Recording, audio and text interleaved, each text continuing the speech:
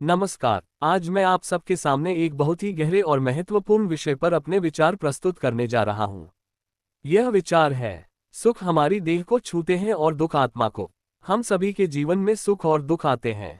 ये जीवन का स्वाभाविक हिस्सा है। जब हम सुख का अनुभव करते हैं तो वह हमारी बाहरी दुनिया से जुड़ा होता है। हमारे शरीर को आराम, खुशी और आनंद मिलता है। सुख हमारी भौतिक इच्छाओं को पूरा करता है, हमारे मन को क्षणिक प्रसन्नता प्रदान करता है। लेकिन ये प्रसन्नता ज्यादातर बाहरी परिस्थितियों पर निर्भर होती है, जैसे अच्छा खाना, सुंदर वस्त्र, धन दौलत या कोई उपलब्धि। यह अनुभव हमारे शरीर और इंद्रियों तक सीमित रहता है। दूसरी ओर दुख का अनुभव हमारी आत्मा के स्तर पर होता है। दुख हमें भीतर से हिलाकर रख देता है। ये हमारे दिल और मन में गहराई तक असर करता है।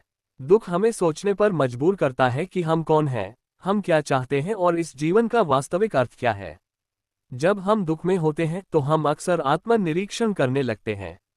दुख हमें उस बिंदु तक ले जाता है जहां हम अपनी कमजोरियों को पहचानते हैं और जीवन की सच्चाई का सामना करते हैं।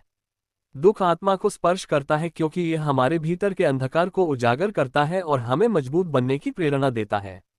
दुख से हमें धैर्य और सहनशीलता की सीख मिलती है, जबकि सुख में हम अक्सर यह भूल जाते हैं कि जीवन कितना अनिश्चित हो सकता है।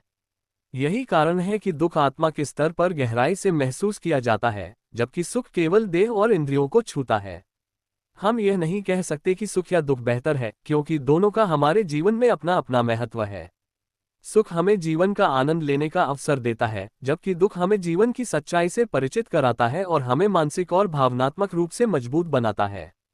अंत में मैं आप सभी से यही कहना चाहूंगा कि सुख और दुख दोनों को संतुलित दृष्टिकोण से देखें। सुख में आभार व्यक्त करें और दुख में धैर्य रखें। दोनों ही जीवन के महत्वपूर्ण अंग हैं और हमें इन्हें स्वीकार करना चाहिए, क्योंकि यही जीवन का असली सौंदर्य है।